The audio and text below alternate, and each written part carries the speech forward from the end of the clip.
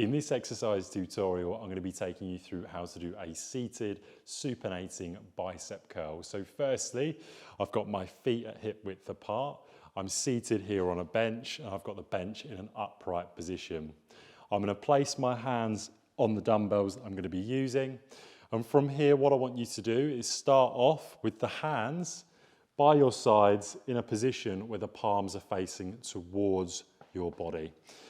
In this position, we're going to come into a supinating bicep curl. And all that means really simply, supinating means to point the palms upwards, so up towards the ceiling in this case.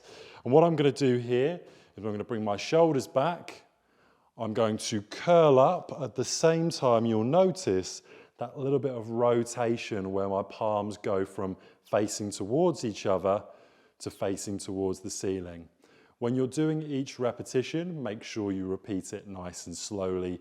Always have control of the weight, especially on the lowering phase of the exercise.